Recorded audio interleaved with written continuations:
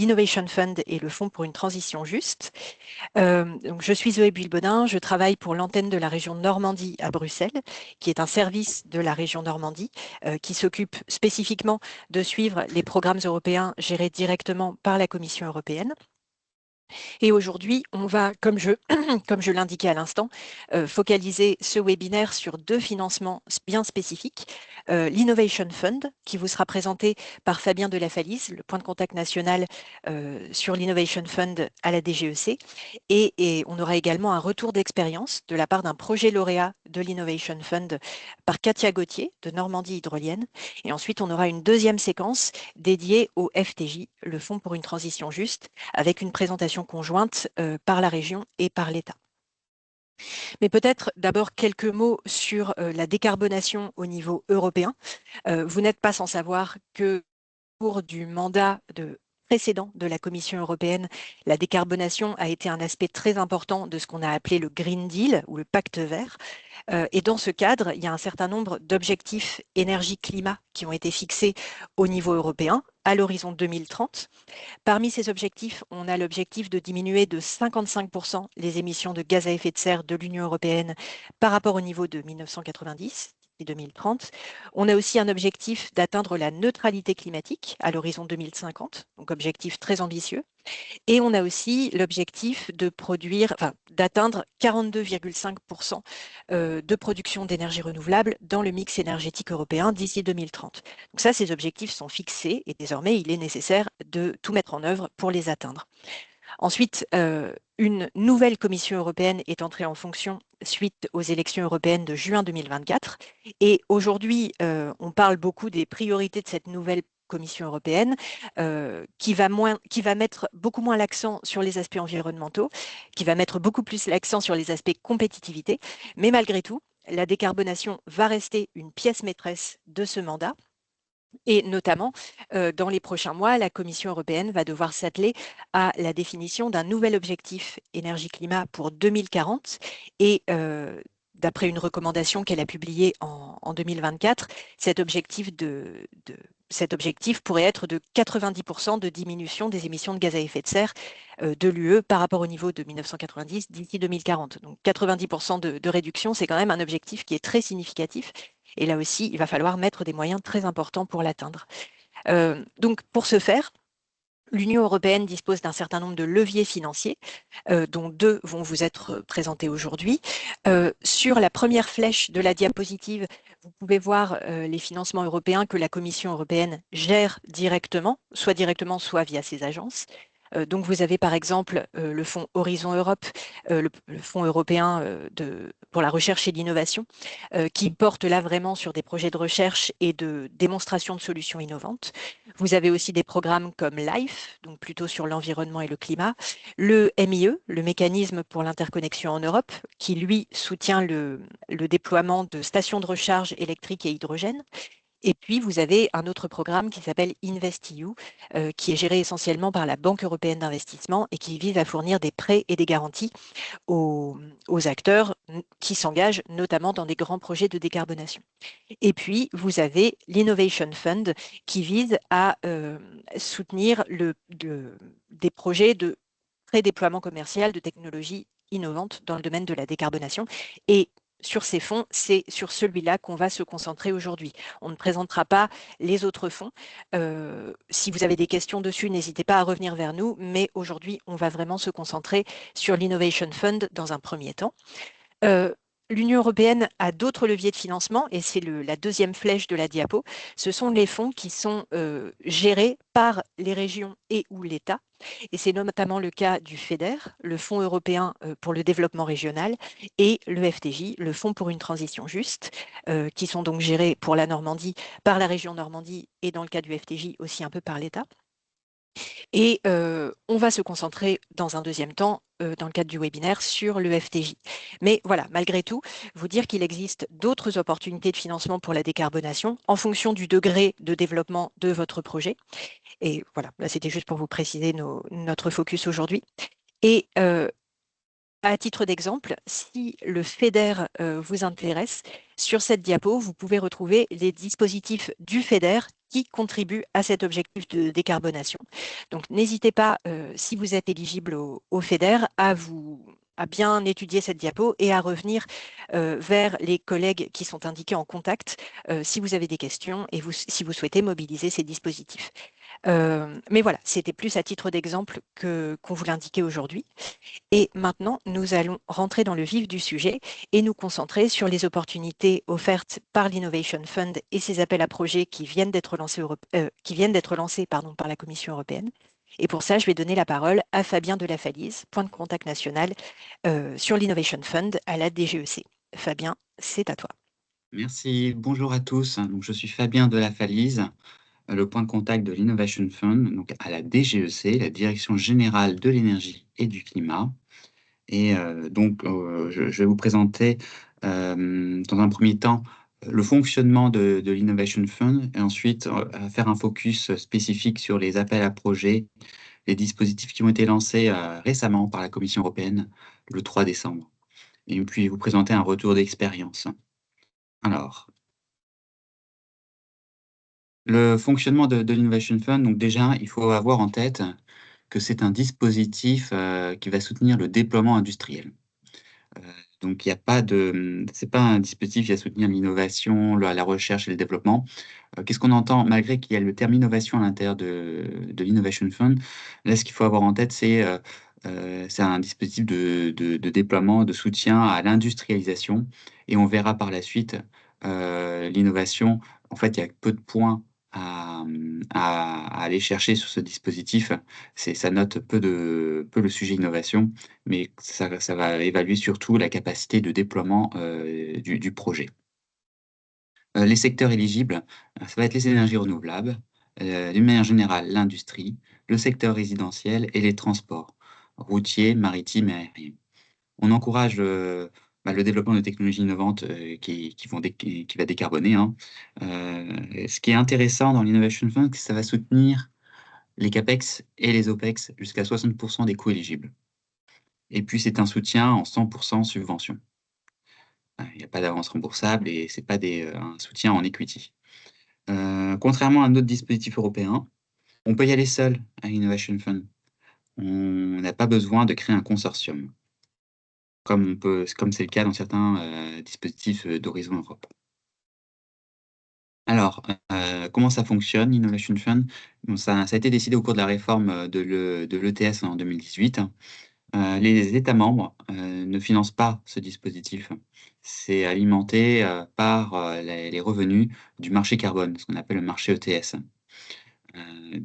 Donc c'est pas soumis au programme pluriannuel de financement de l'Union européenne. C'est un soutien financier qui n'est considéré pas comme une aide d'État, et c'est cumulable avec d'autres dispositifs. Donc c'est un concours, hein. Les projets sont notés selon des critères que je vais vous présenter par la suite. En termes de gestion, l'opérateur, c'est Cinea, c'est le bras armé de la Commission européenne et plus spécifiquement de la DG Climat. Alors, le mécanisme actuel, il est composé d'appels à projets. Le premier en rouge, c'est la technologie net zéro, de soutien aux technologies bas carbone, en gros, de déploiement de technologies qui permettent de décarboner des process industriels, avec une enveloppe dédiée de 2,4 milliards d'euros. Le second, en bleu, il est destiné à soutenir la production de batteries, avec une enveloppe de 1 milliard d'euros. La clôture, c'est également le 24 avril 2025.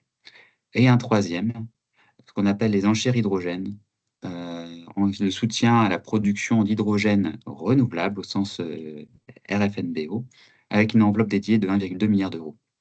Là, pour le coup, ce dispositif va se clôturer assez rapidement, puisque sa date de clôture est annoncée pour le 20 février. Donc c'est ce qui est nouveau dans ce mécanisme actuel, c'est l'appel à projets dédié aux batteries.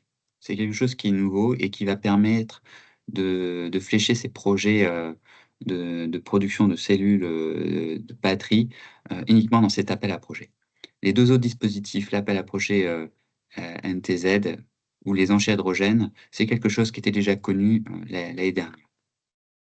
Sur la prochaine slide, je vais me concentrer dans un premier temps sur cet appel à projet qu'on appelle NTZ, qui va soutenir l'ensemble, je dirais, des technologies qui permettent de décarboner. Dans cet appel à projet, il y a 3 catégories. Dans le premier rectangle orange que vous voyez ici, c'est un classement par, assez générique, par petits, moyens et grands projets. Pareil, la grille va vous être détaillée dans la prochaine slide. Ce qu'il faut entendre dans cette catégorie orange, c'est en gros, c'est toutes les catégories de projets qui vont permettre de décarboner indépendamment de la technologie. Euh, Ça peut être du maritime, ça peut être de l'aviation, la décarbonation de cimenterie, etc. Là, je vous ai mis un exemple, comme le projet EVE lauréat, le projet EVE porté par EDF et Drive, lauréat en 2020 pour les bornes de recharge de véhicules électriques, les véhicules to grid. La deuxième catégorie, ben, c'est la production de technologies propres.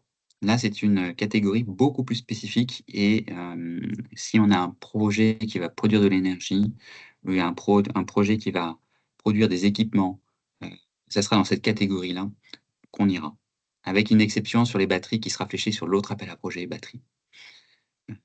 Je vous ai mis un exemple de lauréat. Donc là, on va retrouver également tout ce qui est les soutiens à la production d'hydrogène, mais électrolyseurs, les équipements, etc., qui seront éligibles à cette catégorie-là. Ça permet de comparer, ces catégories permettent de comparer les projets entre eux. Et surtout ça l'intérêt. Et donc là, je vous ai mis un lauréat comme Relive, le projet Relive porté par Eramet pour le recyclage de batteries, lauréat en 2021. Et la dernière catégorie, les projets pilotes, projets plutôt de démonstrateurs, donc en TRL un peu plus bas, qui fait plutôt le pont avec le dispositif d'Horizon Europe. Donc là, on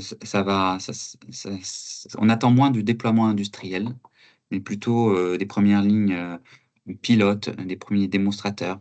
Et je vous ai mis également un lauréat, le projet N2TR, sur le recyclage de pneus en 2024. Sur la prochaine slide, je vous présente les critères de l'Innovation Fund. Le premier critère qui sera évalué par le jury, c'est le degré d'innovation. Ça se fait dans l'ordre. On regarde le premier critère, le degré d'innovation. Donc il faut passer ce cap. Mais c'est relativement peu comme point à aller chercher dans ce dispositif. Ça concerne 15 points sur 72. Et c'est en ça que je disais tout à l'heure que c'était un dispositif de déploiement industriel, puisqu'un projet est trop innovant, il gagnera un peu moins de points, il aura mécaniquement beaucoup moins de points dans la capacité de déploiement, dans la maturité de la mise en œuvre du projet. Donc il faut qu'il soit innovant, mais si c'est trop innovant, ça posera également trop de difficultés. Ce qu'il faut entendre par innovation, en gros, c'est une première usine, ou alors une première commerciale sur le sol européen. À partir du moment que c'est le cas, on peut se poser la question, on va cocher ce critère, le degré d'innovation, dans un premier temps. Ensuite, dans un second temps, il faudra analyser plus en détail, caractériser cette innovation, et ça se fera avec l'aide du manuel d'Oslo, le manuel d'Oslo qui permet de caractériser l'innovation. Dans un deuxième temps, on regardera la capacité d'abattement de gaz à effet de serre du projet, de la technologie déployée par le porteur de projet. C'est le critère 2 et 5. Les critères 2 et 5, c'est le cœur du dispositif de l'Innovation Fund. L'abattement des gaz à effet de serre représente pratiquement 30 points sur 72 de l'évaluation à l'Innovation Fund. Donc là, on est au cœur du dispositif de l'Innovation Fund. Et donc, ces émissions, il va falloir évaluer les émissions abattues en absolu, en relatif, mais également une importance, la qualité des hypothèses et la crédibilité des hypothèses retenues sera extrêmement importante dans cette évaluation. Moi, j'encourage les porteurs de projets à faire évaluer, à faire certifier la capacité d'abattement de GES par le porteur de projet, du projet, pour deux choses. Cela permettra de s'assurer que l'on a tout valorisé, que les hypothèses sont robustes, et ça apportera une zone de confort à l'évaluateur. Ce genre de certification, c'est autour de 10 000 €. Mais quand on va à l'Innovation Fund, c'est pour gagner. La sélection, elle est dure. Donc, si on ne fait pas ça, c'est vrai que moi, j'encourage vraiment sérieusement à le faire pour mettre toutes les chances de son côté. Puisqu'en termes de construction d'un dossier Innovation Fund, c'est quand même pas mal de temps, beaucoup d'énergie dépensée, et autant mettre toutes les chances de son côté. Les autres critères, la maturité du projet, qui va se regarder autour de 3 points, la capacité, la maturité technique, financière et opérationnelle. La capacité technique, c'est la capacité, de l'industriel à mettre en œuvre, ce projet. Financière, là, c'est là où, c'est sur ce critère que la plupart des projets échouent à l'Innovation Fund. Donc grande vigilance. Grande vigilance, c'est à peu près 90 des projets qui échouent sur ce critère-là. Et donc pour cela, moi j'encourage les porteurs de projets à se rapprocher de la Caisse des dépôts, de la BPI ou encore de la BEI afin de bénéficier de conseils sur cette, maturité, financière, c'est-à-dire à avoir des conseils sur la crédibilité, sur la robustesse, du business plan et d'une manière générale, il faudra valoriser tout ce qui pourra être, mis au service de cette, crédibilité, du business plan. Le courriel, le moindre mail reçu d'une banque qui atteste que c'est bon, ils soutiennent ou qui prévoit de soutenir, il faut tout mettre, parce que c'est le point faible. Le critère numéro 4, bah, c'est la capacité de déploiement industriel. Bon, pas de difficulté particulière. Et il faudra essayer d'aller attraper les points bonus, parce que c'est là-dessus où ça se fait la différence. La capacité d'absorption, les autres GES évités, l'engagement à utiliser de l'électricité à partir d'énergies renouvelables et également, une spécificité pour le maritime. La prochaine slide que je vous présente, c'est une slide qui permet de cartographier, de manière synthétique l'appel à projet, net zéro technologie. Entre les différents budgets disponibles, l'éligibilité, et puis également la pondération des critères. Cette slide vous permet d'élaborer une stratégie pour, déposer votre projet au sein de l'Innovation Fund. Alors grande vigilance, chaque année, j'ai des porteurs de projets qui déposent un projet à 21 millions d'euros, par exemple dans la catégorie moyen. OK, pas de souci, c'est éligible, ça marche. Le seul problème, c'est qu'un projet à 21 millions d'euros, bah, vous allez être en concurrence avec des projets à 100 millions d'euros, 99,99 millions d'euros. Autant dire, bah, autant de chances d'être lauréat, hein, sauf exception bien sûr, mais un projet à proche de 100 millions d'euros décarbonera toujours beaucoup plus qu'un projet, à 20 millions d'euros. Il y a un facteur 5 d'investissement, pas certain que cette capacité, d'abattement, ce critère, ce facteur 5 se reproduirait aussi sur la capacité d'abattement, à la louche, hein. Donc ça, il faut pas faire.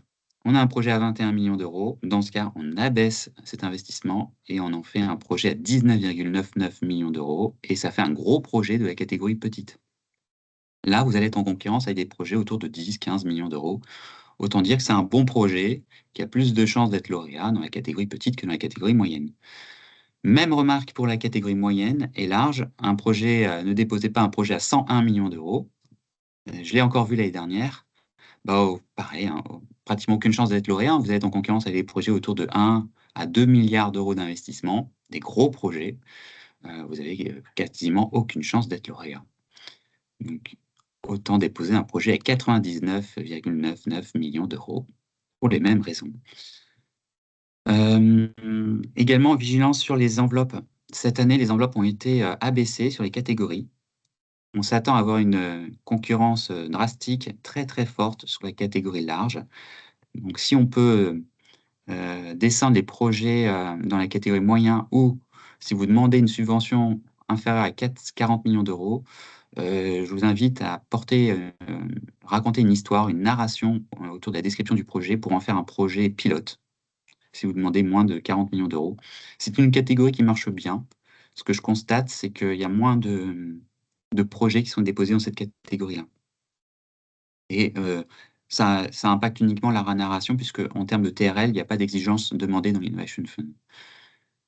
Par contre, il faut absolument que, l'innovation soit conséquente puisqu'il y a un coefficient 2 sur ce critère-là. Donc s'il y a peu d'innovation, essayer de voir si on ne peut pas déposer dans la catégorie moyenne. Voilà ce que je peux vous dire sur cette diapo.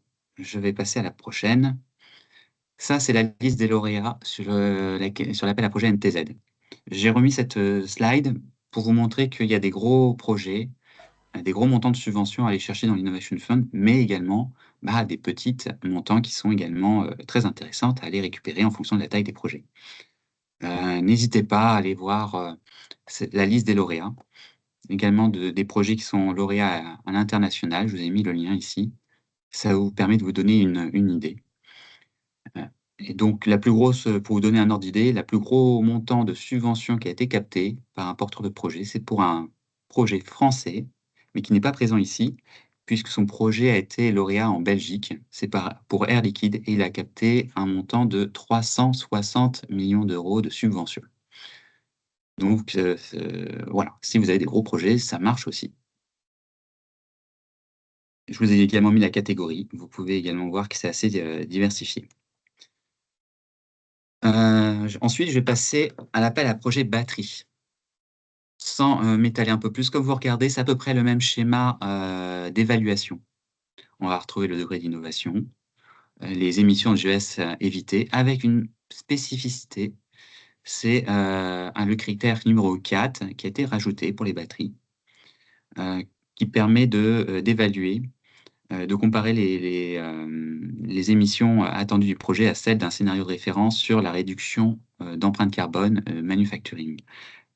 Ça, c'est quelque chose qui est nouveau vis-à-vis de l'appel à projet NTZ, le précédent que je vous ai présenté.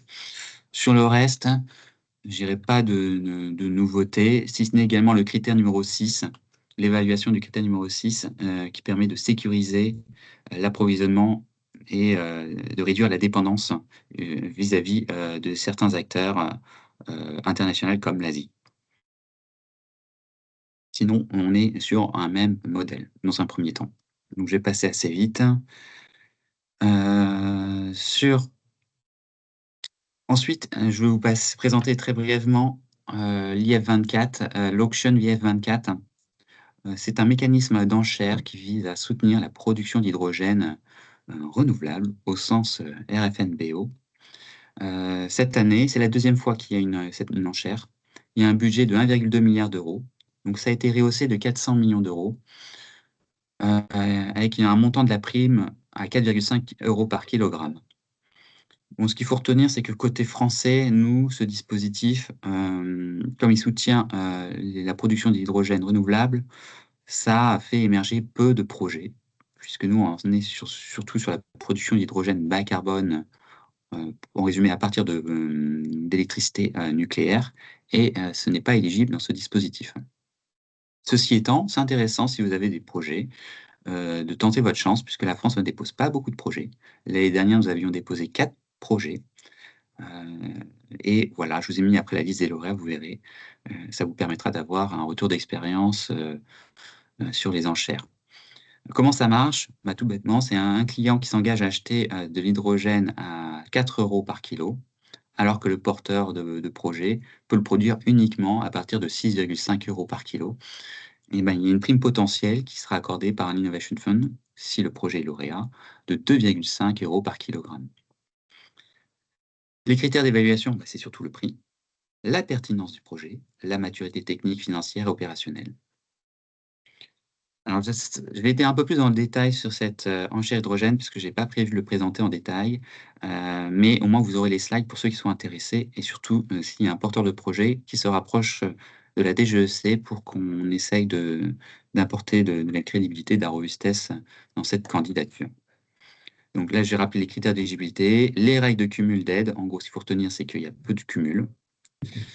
Au niveau de la mise en œuvre, je vous ai également mis quelques informations. L'agenda, ça va assez vite aussi. Et là, je vous ai mis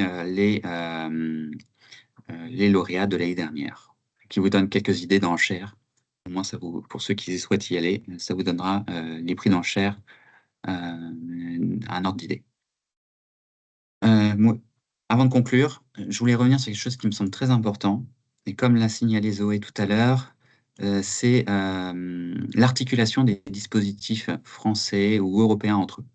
Ça me semble important de le signaler, puisque quand on va construire un projet dans un dispositif européen, autant tenter que ce projet, cet investissement fait, qu'il soit également utile dans d'autres dispositifs. Autant capitaliser sur ce qui a été fait, sur le montage de dossier. Et dans ce cas, ce qui est intéressant, c'est de voir dans quelle mesure le dossier peut être valorisé dans un autre dispositif.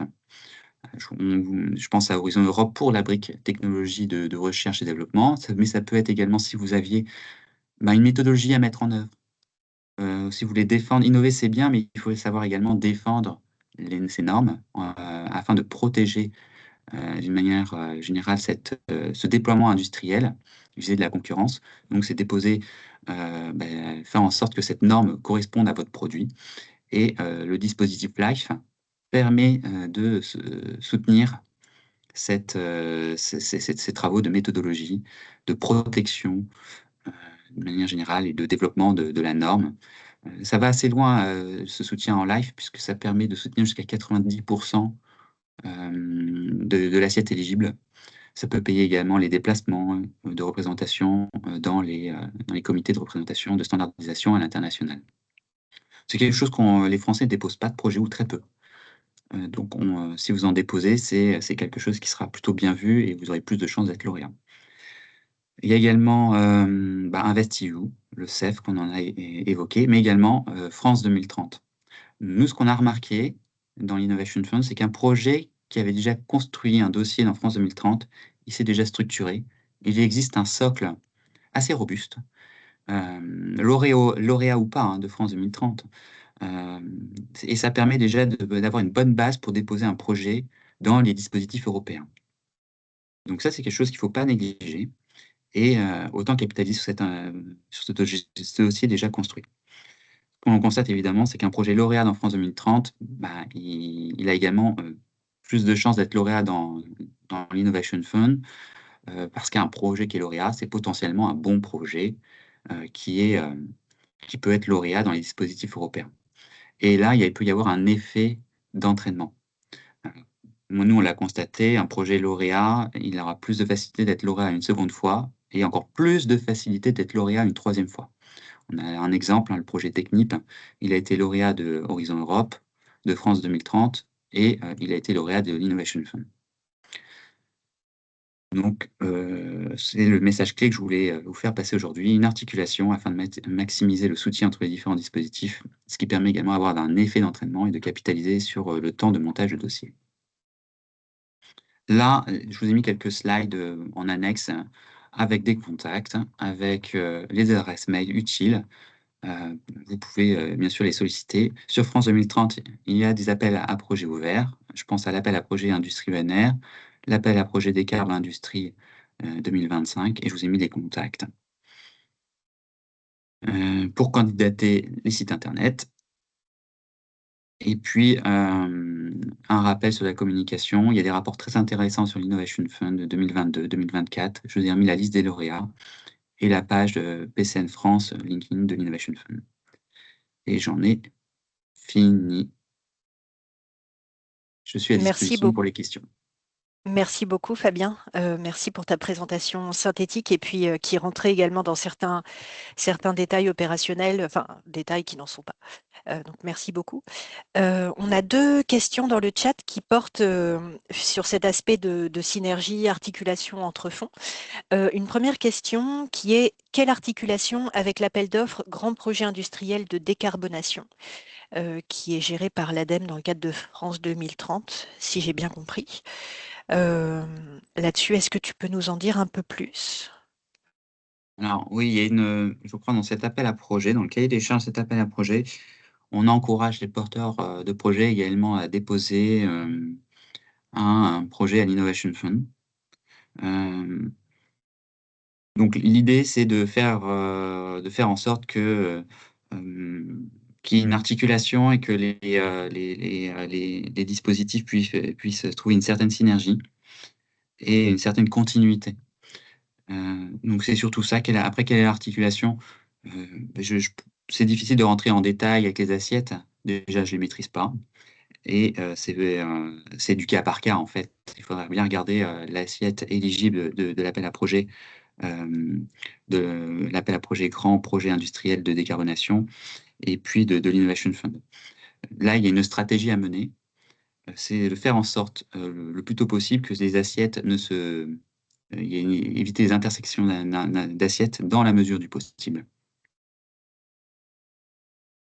Ça rejoint en effet la deuxième question qui était posée et qui est souvent posée quand on parle d'articulation, et qui est on ne peut pas cumuler plusieurs subventions européennes, mais le fonds 2030 provient également de sources européennes.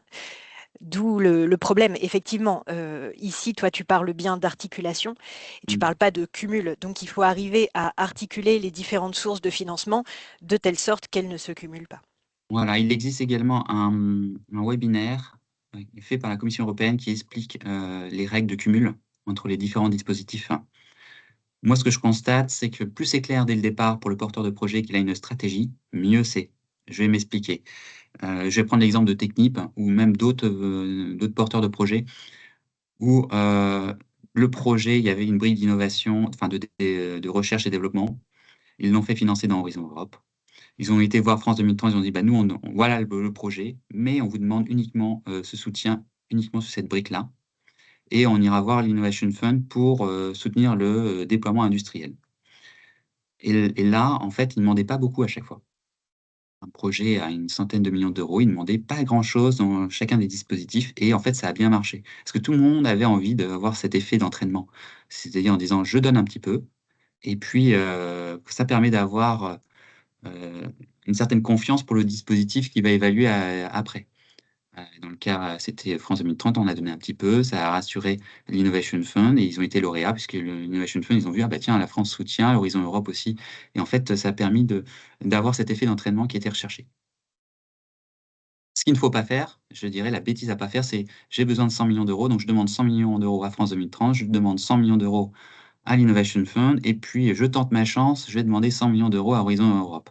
Là, c'est aucune chance de marcher.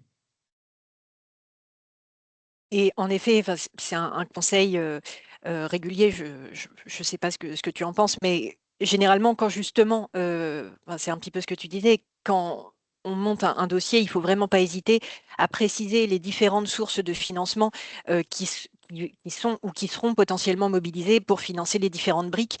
Ça peut être évalué que positivement par les évaluateurs nationaux ou européens. Oui, puis ce que je voulais également rajouter, c'est peut-être le périmètre, des porteurs de projets. À partir du moment que ça décarbone, il faut se poser la question, de l'éligibilité à l'Innovation Fund. Je m'explique, l'agriculture, par exemple, n'est pas éligible à l'Innovation Fund. Par contre, si vous avez un projet dans ce domaine-là, il y a une narration à trouver pour qu'il soit éligible. Je pense à la production de tracteurs hydrogène. Si, votre objectif, c'est de décarboner l'agriculture, ça ne marchera pas. Par contre, si vous produisez des tracteurs hydrogène et vous en faites un projet de ligne, industrielle, là, ça rentre, dans l'Innovation Fund, sur la catégorie industrie. Et c'est le cas également dans d'autres secteurs. Le numérique, nous, on l'a vu, on a eu un lauréat dans le numérique, hem, qui n'était pas éligible et en fait, il a récupéré, son projet, il a fait une narration autour de la récupération, de la chaleur fatale des serveurs, avec, une rédaction, une narration autour de cette, récupération de chaleur fatale sous un angle industriel et ça a marché. Ils ont été lauréats.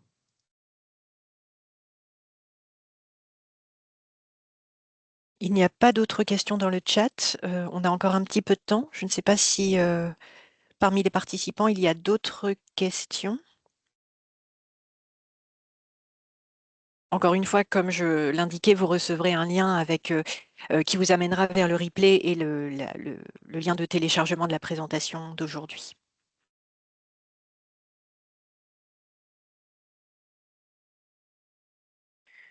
Eh ben, si ce n'est pas le cas, je propose Merci. merci à toi, Fabien, pour cette intervention.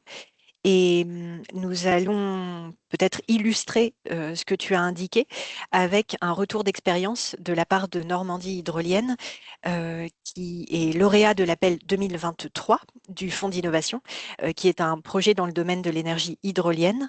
Et donc pour ça, je donne la parole à Katia Gauthier et je vais peut-être reprendre le contrôle des diapos du coup, Fabien. Oui. Katia, je t'en prie, c'est à toi. Bonjour à tous. Merci pour l'invitation, Zoé et Fabien. Comme l'a présenté Zoé, nous sommes Normandie Hydrolienne actuellement développe la ferme pilote hydrolienne NH1 de 12 MW qui va être implantée au Ras Blanchard. Donc, c'est 4 hydroliennes de 3 MW chacune. C'est les turbines les plus puissantes au monde à ce jour et qui a un coût d'électricité très compétitif sur le marché, le plus compétitif sur le marché. Donc, notre mise en service est en 2028 et l'objectif, c'est d'approvisionner 15 000 habitants car on produira à peu près 34 gigawattheures par an d'énergie propre et durable. La production et l'assemblage rapidement se fera à Cherbourg, donc vraiment on va localiser toute la production des turbines. Alors on a à peu près 80% de la valeur du projet qui sera produit en France et à peu près 20% en Europe parce qu'on ne trouve pas toujours les composants en France. Donc voilà. Et pour terminer, ce projet est porté par Efinor Proteus et Normandie Participation pour vous donner un petit peu un ordre d'idée avec les actionnaires, le consortium que l'on a aussi avec nous. Alors pour ce qui est de l'Innovation Fund, je pense que Fabien l'a bien précisé. Notre parcours en ce qui nous concerne a vraiment débuté par une phase de préparation. Et cette phase d'anticipation, de préparation, de rigueur, hein, c'est de vraiment comprendre le cahier des charges et aussi la catégorie où on va pouvoir déposer notre candidature. Et ça a été un travail quand même à faire et qui prend un peu de temps et des ressources aussi, non seulement le temps du personnel. Donc ça, c'est quelque chose que l'on a mis, on a vraiment été exigeant sur la rigueur d'étudier en amont le projet et notre catégorie, qui était assez simple, mais il y avait toute une étude aussi, regarder tous les documents nécessaires, et puis aussi définir le besoin que l'on aura, parce que on avait des compétences internes, où on pouvait répondre aux exigences du cahier des charges, mais aussi on s'est aperçu qu'on avait aussi, comme l'a bien dit Fabien, de l'importance d'avoir des justifications, des vérifications, d'auto-tester nos forecasts ou nos prévisions a été très importante. Je parle par exemple du GES qui était très importante. On a l'expertise en interne, mais on a fait quand même vérifier, valider notre GES, de la même façon que d'un point de vue financier, la structure de notre business plan, mais aussi de on va dire, notre modèle financier a été aussi validé et certifié aussi également. Donc vraiment, ça apporte en fait une valeur supplémentaire, non seulement pour nous, mais aussi pour les examinateurs qui vont vérifier nos données. Il y a enfin, en quelque sorte cette qualité ou cette validation, cette crédibilité qu'on rajoute sur les données que l'on présente.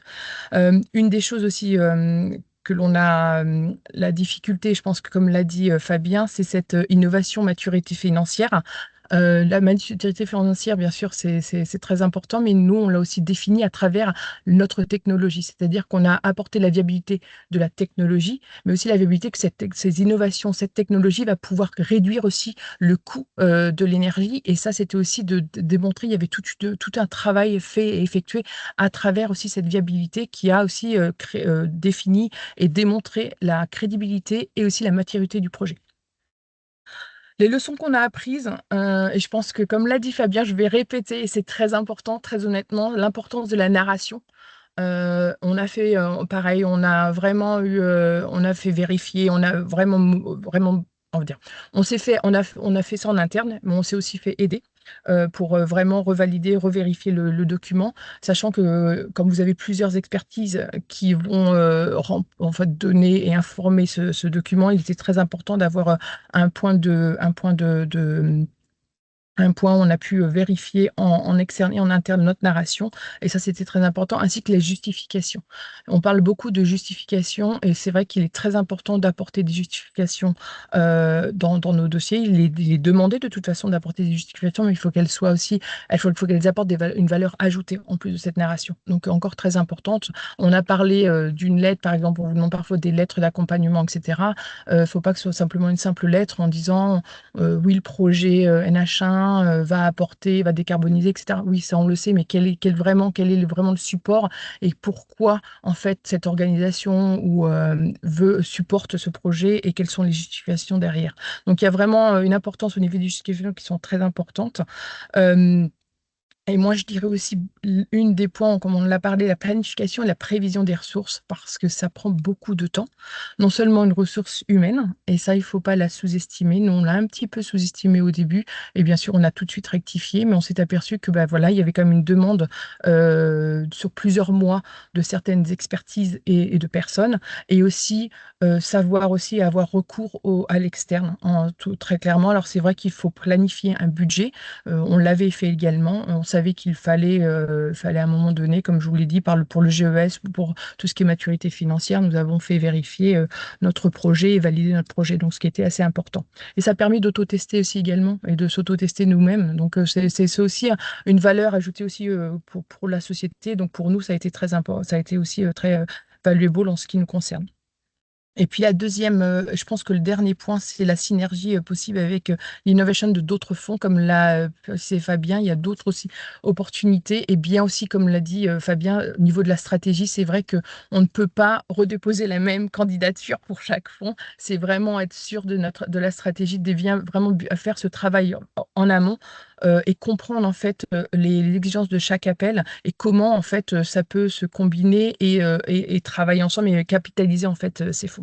Donc c'est vraiment très important. Donc en conclusion, je dis comment l'Innovation Fund, c'est une opportunité exceptionnelle pour des projets tels que Normandie hydrolienne, mais aussi pour vos projets. Il y a voilà, ça va pouvoir déclencher énormément de choses, et bien sûr faire avancer. C'est une reconnaissance sur la qualité du projet, mais aussi la pertinence des enjeux énergétiques actuels. Donc je pense que nous, on est passé là en phase, on va dire, de préparation. Encore une fois, il y a avant la candidature, pendant et après, c'est beaucoup il faut quand même prévoir de la ressource, et on est en phase de préparation donc du grant agreement qui va être signé le 7 mars. Donc une belle opportunité. J'espère que vous pourrez répondre à cet appel, parce que je pense voilà, ça va vraiment vous aider pas mal certains projets, et surtout les mettre en lumière, parce qu'il y a des super projets, comme vous pouvez le voir dans les lauréats, il y a des projets très intéressants qui ont été lauréats, et c'est vraiment intéressant de voir les pertinences dans les enjeux énergétiques que ça produit en fait, tout simplement. Je ne sais pas Merci. si vous avez des questions. En fait, c'est répéter un peu ce qu'a dit Fabien, mais vraiment, c'est ce qu'on a ressenti également en interne en ce qui nous concerne. Non, mais c'est une illustration, une parfaite illustration. Merci beaucoup. C'est comme ça apporte un peu de chair au cadre que présentait Fabien. Donc, du coup, c'est intéressant, c'est complémentaire. Euh, Peut-être préciser que en fait, le fonds d'innovation pour l'instant est programmé jusqu'en 2030. Donc, il y a encore quelques appels à projets à venir, Mhm. en sachant évidemment que il y aura peut-être des changements en fonction des réformes du marché du carbone, du marché ETS, qui sont annoncées dans les prochaines années. Mais en tout cas, voilà, le fonds est prévu pour durer sur la période 2020-2030. Donc, il y a encore des opportunités à venir dans les prochaines années. Et comme le disait Fabien également, c'est une subvention qui n'est pas soumise aux règles d'aide d'État, comme les subventions qui sont versées dans le cadre des programmes gérés par la Commission. Donc, Mhm. c'est effectivement une aide intéressante.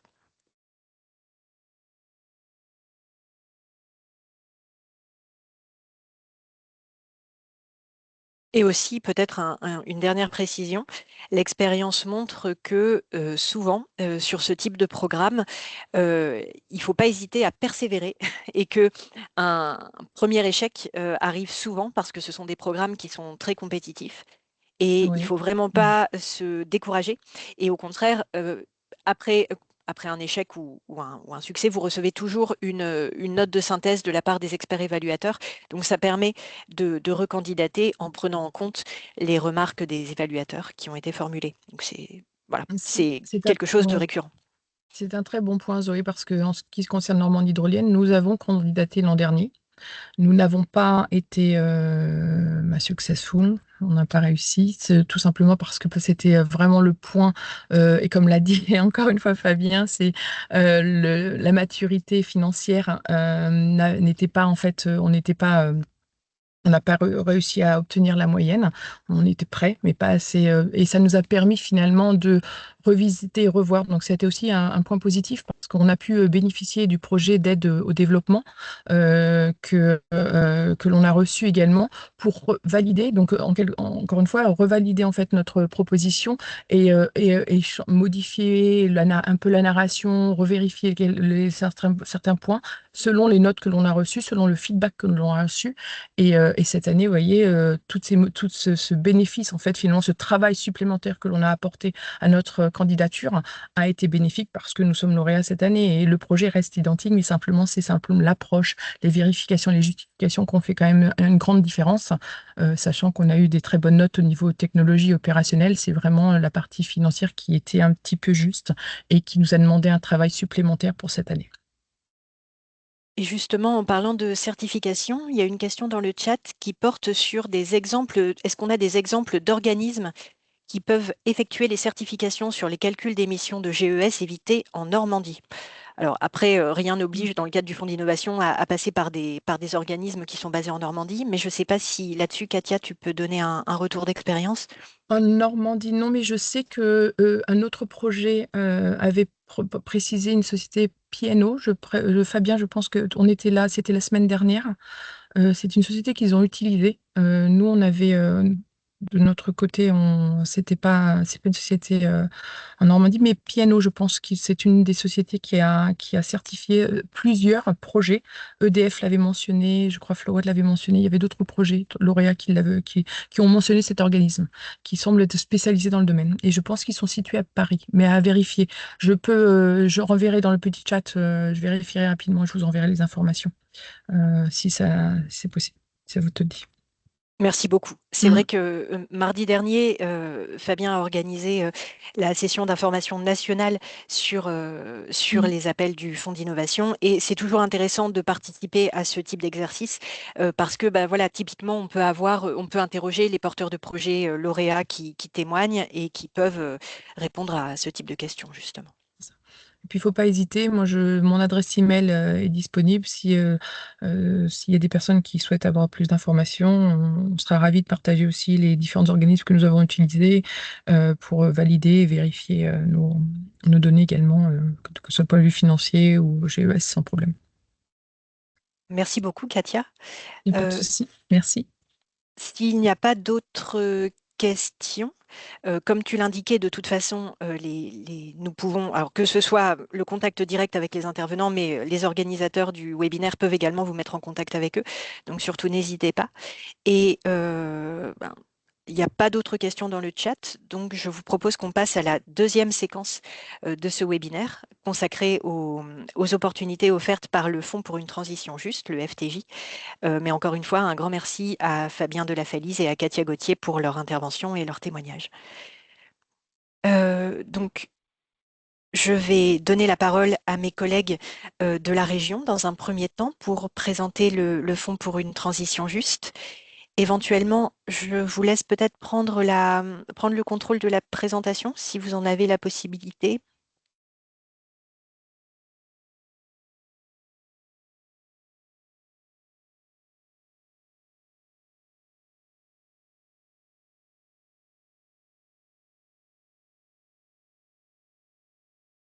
Je ne sais pas si je contrôle la présentation. Si, Oui, c'est bon.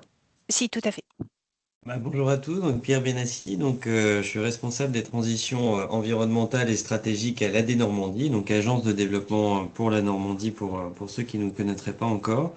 Donc on travaille en binôme avec les services de la région Normandie pour identifier des projets potentiellement compatibles avec ce fonds de transition juste Et sans plus attendre, je vais vous présenter un peu ce qu'est le plan de transition juste, quelques exemples de mise en œuvre, ce que l'on peut imaginer financer. Puis après, Magali de Cerdreux du pôle FTJ et la région vous présentera le mode opératoire de comment se déroule la vie d'un dossier entre voilà, sa phase d'identification et sa phase de concrétisation et de versement des subventions.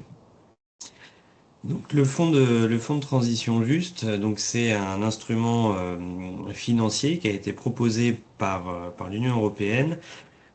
L'idée étant, je vous la fais courte, l'idée étant de pouvoir accompagner la mutation du tissu économique européen à faire face aux transitions environnementales auxquelles ces territoires européens devront faire face. Si je donne un exemple, les réglementations européennes tendent à accentuer la décarbonation de l'industrie. Si on prend l'exemple du pétrole, de la cokéfaction, du raffinage, l'idée c'est de s'émanciper au maximum de ces dépendances aux énergies fossiles.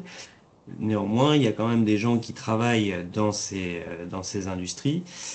Et à terme, si on s'émancipe de ces ressources pétrolières, par exemple, les gens qui travaillent dans ces industries, potentiellement, perdront leur emploi. Donc le but du FTJ, c'est de prendre conscience de ces dégradations potentielles d'emplois à terme et d'accompagner la transition de l'économie vers une économie décarbonée pourvoyeuse d'emplois. Donc, c'est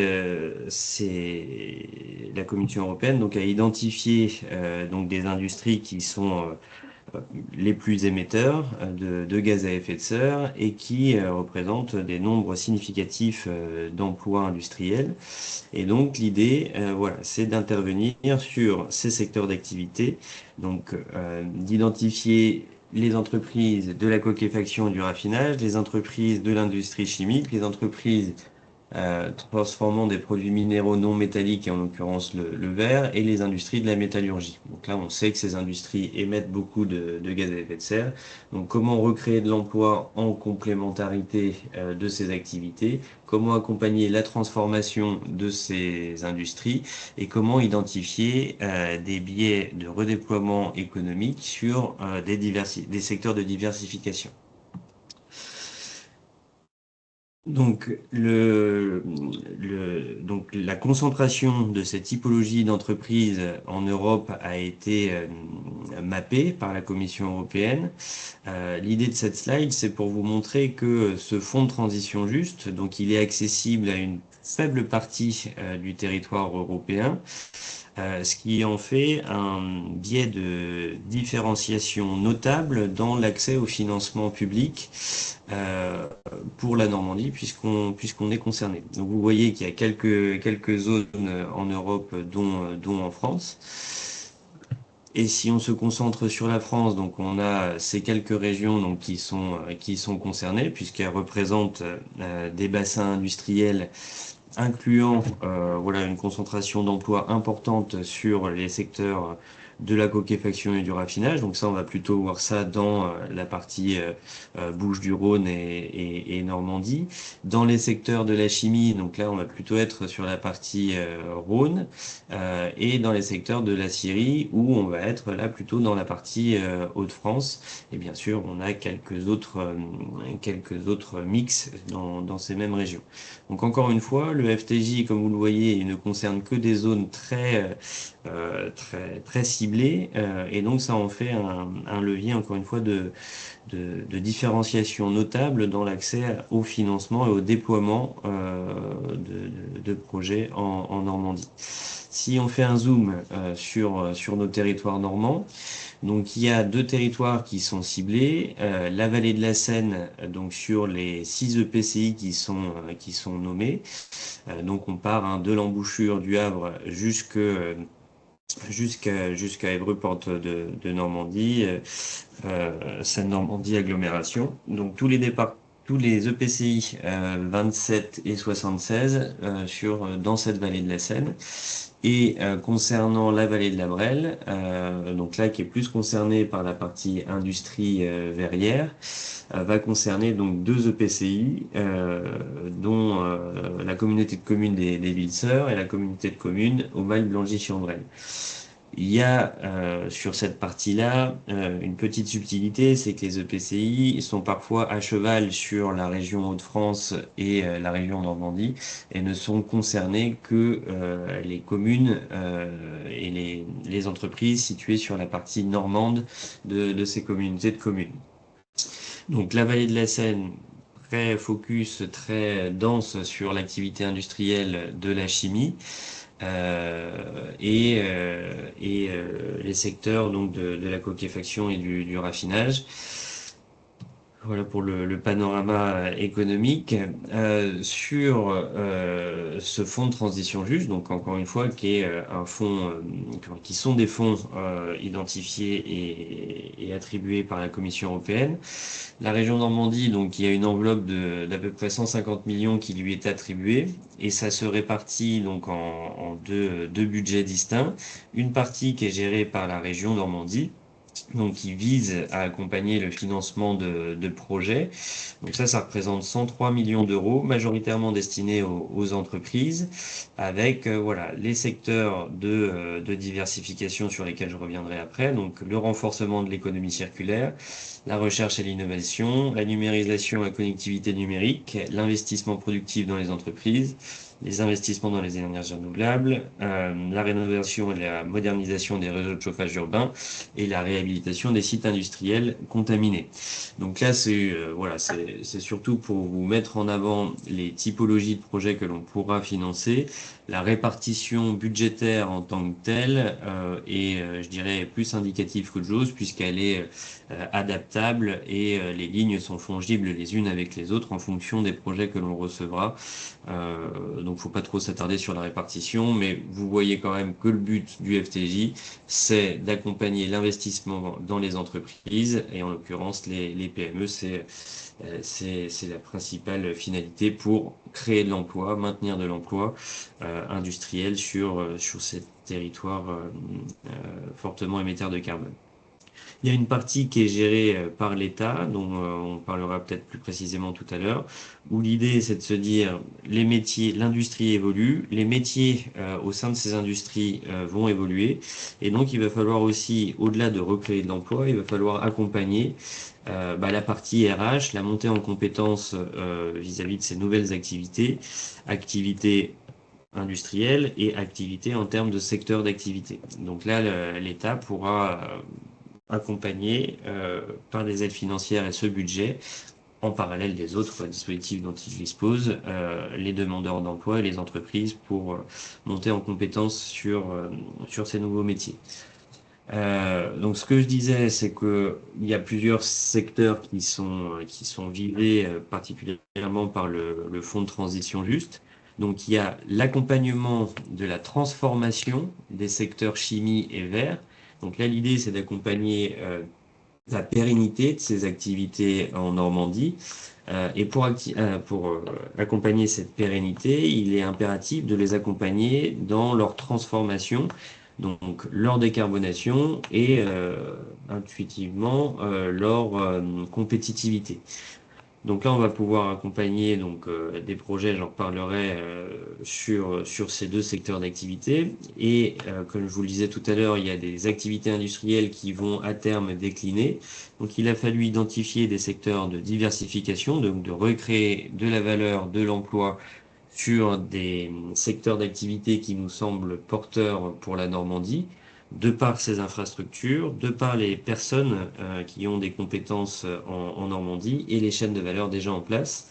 Et donc, de par les politiques de la région, de par les objectifs régionaux et nationaux, on a identifié ces 4 secteurs techniques pour redéployer cette force industrielle en Normandie. Donc l'économie circulaire, et donc là c'est la définition de l'économie circulaire au sens large, donc c'est optimiser les consommations de ressources, limiter effectivement dans la hiérarchie de traitement des déchets l'enfouissement, la valorisation énergétique et favoriser ces boucles vertueuses d'utilisation de matériaux les moins impactants possibles pour l'environnement, aussi bien dans une partie sobriété, donc limitation des consommations matières, que réemploi et recyclage des matières. Donc l'économie circulaire au sens large, avec une capacité, comme vous l'avez peut-être entrevu dans la maquette budgétaire tout à l'heure, d'intervenir sur, donc là c'est écrit recyclage des friches, mais réhabilitation de friches pour, là aussi, utiliser du foncier industriel, historiquement industriel, sur des nouvelles activités à l'avenir. Les énergies renouvelables et le développement des usages de l'hydrogène vert, donc on en a un petit peu parlé tout à l'heure dans l'Innovation Fund, et ici, vis-à-vis du plan hydrogène normand, des ambitions nationales sur ce nouveau vecteur énergétique, c'est d'accompagner le déploiement, aussi bien sur la partie recherche et développement sur la production d'hydrogène vert, que sur des biais d'utilisation de ce vecteur énergétique. La chimie verte, donc qui a effectivement cette grande connaissance et toutes ces infrastructures en chimie que l'on pourra accompagner dans leur décarbonation, mais il y a aussi l'ambition et l'opportunité de développer la chimie verte. Donc la chimie verte, là aussi, c'est très très large. Donc en fonction des ressources documentaires que l'on consulte, on parle de 10 à une vingtaine de piliers de cette chimie verte. On pourra y revenir si vous avez des questions. Mais l'idée, c'est de travailler sur l'utilisation de matières premières dans la chimie qui soient moins impactantes sur l'environnement, et ce tout au long de leur cycle de vie, moins impactantes sur la santé humaine, et d'optimiser la mise en œuvre et les processus de fabrication. Donc là, on va parler de réactifs, de catalyseurs et d'intelligence process et opérationnelle pour optimiser la compétitivité, les gains de consommation d'énergie et les chaînes de valeur. Donc aussi très très large et une opportunité pour la Normandie de, encore une fois, valoriser ses infrastructures, ses connaissances, ses universités et tout ce qu'elle a pu acquérir en termes de renommée internationale et de chaîne de valeur, puisque la sous-traitance est inclue dans l'accompagnement du Fonds de transition juste. Et ensuite, donc la valorisation des coproduits issus de la capture et du stockage de CO2. Donc là, on est sur cette dimension-là à cheval entre l'économie circulaire, la chimie verte et les énergies renouvelables, puisqu'on peut se dire que capter du CO2 sur une usine de fermentation lactique, on recycle un coproduit de l'usine, pour derrière la resynthétiser peut-être en hydrogène, donc valoriser une définition de la chimie verte, pour in fine faire des énergies renouvelables, pourquoi pas synthétiser de l'hydrogène à partir des process de méthanation et autres. Donc là, c'est un peu un exemple tiré par les cheveux, mais tout ça pour vous dire qu'il y a des émissions de carbone concentrée importante en Normandie, que ce soit du carbone dit biogénique, donc issu de la biomasse, ou issu de réactions chimiques dans les industries. Donc on sait qu'on a des gros émetteurs. Capter ce CO2 pour le revaloriser dans de la chimie ou dans de l'énergie renouvelable, ça nous paraissait être un segment intéressant pour développer l'économie industrielle en région Normandie. Donc, il y a quelques définitions de ce que je viens de vous dire et ça a plus vocation, voilà, à vous servir derrière de pense-bête si vous voulez vous replonger là-dedans. Sur la partie gérée par la région Normandie, donc le Fonds de transition juste et ces fameux 103 millions d'euros, l'idée c'est que ça bénéficie aux entreprises, majoritairement aux entreprises PME, pour qu'elles gagnent en compétitivité et qu'elles créent de l'emploi, qu'elles maintiennent de l'emploi dans les secteurs en transformation et qu'elles créent de l'emploi dans les secteurs dits en diversification. Donc, comment on mobilise ces 103 millions? On a la possibilité d'intervenir sur de l'investissement productif. Donc, voilà, il y a une petite fiche de présentation sur ces investissements productifs ou sur ces investissements à caractère environnemental ou vertueux pour l'environnement. On va pouvoir intervenir sous forme de subventions, bon, sur des taux qui peuvent aller jusqu'à 70%, avec un minimum d'aide à 100 000 euros. C'est peut-être pas très parlant dit comme ça, puisque jusqu'à 70%, bon, ça nous fait une belle jambe, mais globalement, ça correspond à un projet d'études porté par une TPE.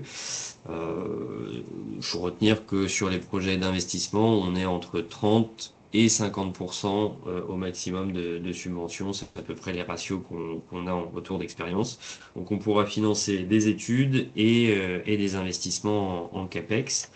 Donc là, je pense que les exemples seront plus parlants. Donc ça, c'est quelques dossiers qui ont déjà été votés. Et donc c'est pour ça que je peux en parler librement.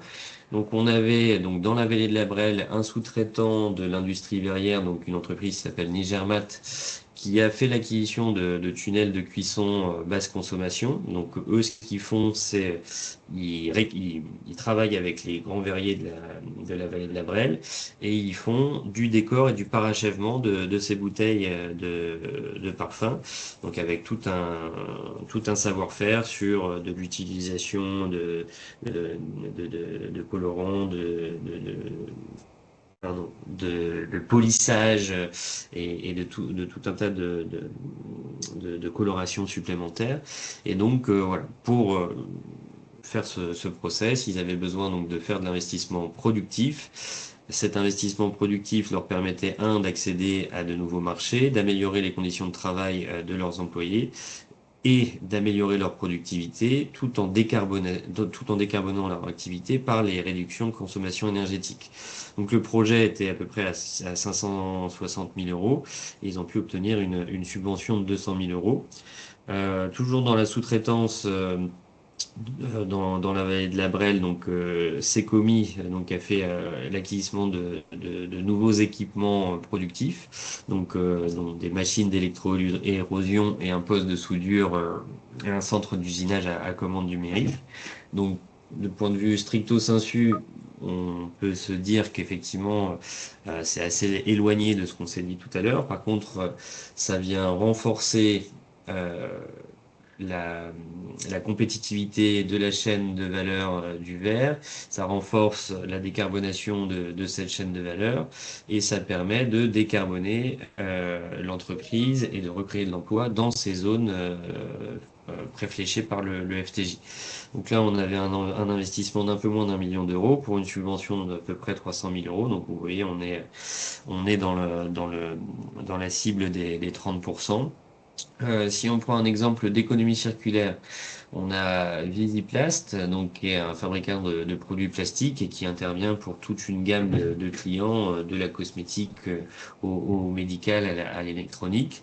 Donc là, qui avait un investissement productif qui lui permettait de produire des pièces plus grandes avec des machines plus performantes, donc en termes de productivité et de consommation énergétique. Et les nouvelles capacités et caractéristiques techniques de ces machines lui permettent de mettre en œuvre plus de matières premières recyclées qu'avec son parc machine existant. Donc l'entreprise diminue ses consommations énergétiques, a accès à de nouveaux marchés, crée de l'emploi et augmente la part de plastique recyclé, enfin a la capacité d'augmenter la part de plastique recyclé dans ses productions. Et là aussi, ça lui permet d'avoir une meilleure compétitivité sur ces marchés et à avoir un impact plus limité sur l'environnement. Donc là, le projet était de 800 000 euros pour une subvention à presque 300 000 euros. Si on reprend un autre exemple sur la chaîne de valeur de l'hydrogène, donc là pareil, atelier mécanique Favreau, donc qui est situé sur le territoire de la métropole de Rouen, à Saint-Étienne-du-Rouvray, qui voilà, est une entreprise de mécanique industrielle qui travaille pour tout un tas d'industries, dont celle de la chimie et celle du pétrole.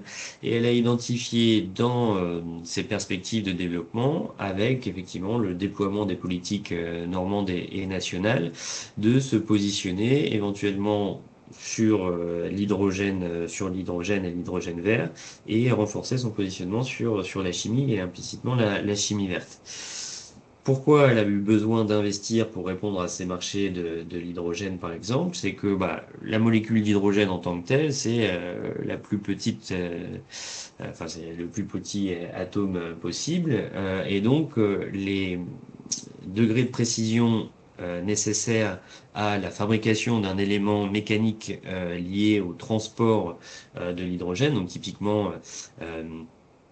une pièce de raccord de tuyauterie ou un élément de vanne, la précision induite par le travail des métaux pour ces pièces mécaniques devait être très précis, en tout cas les degrés de précision atteint par le parc machine de l'entreprise n'était pas suffisant. Donc là, en faisant l'acquisition de cette machine à commande numérique et une machine de contrôle 3D des pièces haute précision, ça lui permet de se développer sur ces marchés de la chimie verte et de l'hydrogène vert. Et donc là, vous voyez aussi capture de CO2. Donc le projet, si on additionne ces machines de production, représente 639 000 euros pour une subvention de 289 000 euros. Vous voyez que les pourcentages varient si vous prenez le coût du projet et le montant de subvention. Là, on en discutera au cas par cas, mais on s'adosse avec le pôle FTJ sur la réglementation des aides d'État, contrairement à ce qu'on disait tout à l'heure sur l'Innovation Fund qui n'est pas soumis à toute cette réglementation. Donc là, l'idée, c'est qu'en fonction des caractéristiques du projet, de l'entreprise, donc de sa localisation taille de l'entreprise, localisation du projet et typologie de dépenses, nous, on a une ingénierie technique, juridique et financière pour trouver le chemin le plus optimal pour l'entreprise et le montant de subvention. C'est pour ça que on parle de pourcentage jusqu'à un certain montant de subvention, mais on n'a pas de pourcentage précis puisqu'il y a tout un tas de paramètres qui est vraiment analysé au cas par cas.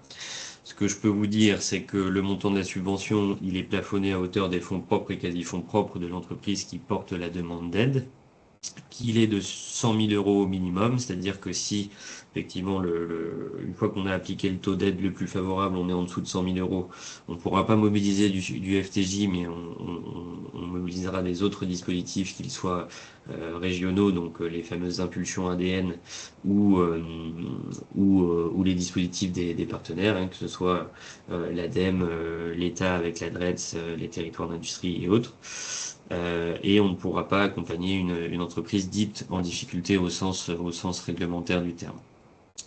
Au-delà de la partie investissement, donc investissement à caractère environnemental, investissement productif dans les secteurs de diversification, on a la capacité d'intervenir sur des projets de recherche et d'innovation, donc des fameux projets de R&D, où là on ne va pas accompagner le financement de CAPEX, mais on va accompagner le financement d'OPEX. Donc c'est ce que vous voyez, les frais de personnel, l'amortissement du matériel mobilisé sur le projet d'innovation, les éventuelles dépenses de sous-traitance et de prestations externes et les consommables utilisés pour valider le projet d'innovation. Un projet d'innovation, c'est effectivement un risque important pris par une entreprise de développer un produit, un process ou un nouveau service, et donc de mobiliser ses ressources internes pour développer un nouveau marché face à effectivement un produit, process ou service qui n'est pas, je dirais, commun de l'état de l'art. Donc, globalement, que l'entreprise n'a pas déjà ses activités dans sa gamme de production, qui a un risque à déployer ces nouveaux produits, process ou services. Et l'idée de l'aide publique en innovation, ça va être d'accompagner l'entreprise à lever ses risques pour derrière avoir des retombées économiques en développement de l'emploi et création de valeur économique, et que ces projets ne sont pas déjà, je dirais, sur étagère au sein du territoire national ou européen. Donc là, l'idée, c'est toujours pareil. S'il y a des projets d'innovation dans la transformation du verre dans la transformation du verre ou dans la chimie, on pourra accompagner des projets de décarbonation, des projets de nouveaux produits ou process moins émetteurs de gaz à effet de serre dans ces secteurs-là, et des projets d'innovation en économie circulaire, en valorisation des coproduits de capture et de stockage du CO2, dans l'hydrogène vert et dans la chimie verte. Donc là aussi, quelques exemples qui seront peut-être plus parlants. Une présentation d'un projet d'économie circulaire, donc FlexiKeg qui a développé, conçu une poche, une double poche souple de transport de matériaux, de produits agroalimentaires. Donc historiquement, ils avaient fait ces fûts souples et pliables pour le transport de la bière, mais au final, ça peut transporter potentiellement du lait, potentiellement du yaourt et potentiellement demain des fluides cosmétiques. Donc ils ont éco-conçu ce fût. L'idée, c'est de pouvoir transporter un fût plein et de faire son retour à vide, et donc du coup de pouvoir plier ce fût pour qu'il ne prenne pas de place, et donc avoir un impact environnemental minimisé sur les flux logistiques, puisque ils ont développé tout un système de pliage et de transport de ces fûts. Donc là, l'idée de ce projet d'innovation, au-delà de tout ce qu'ils avaient fait en amont sur l'éco-conception de ce fût réutilisable, là, c'était de faire une expérimentation sur justement la circularité et les circuits logistiques, de produits laitiers. Et donc là, l'idée, ça va être de valider que les différentes couches du fût réutilisable sont compatibles avec le transport de produits laitiers, et que ces produits laitiers soient derrière dispensés dans des cantines scolaires. Donc il a fallu, ils sont en cours, il va falloir valider l'innocuité de transmission de composés entre le plastique, contact alimentaire et les produits laitiers, le développement éventuellement des bactéries au sein de ce fût par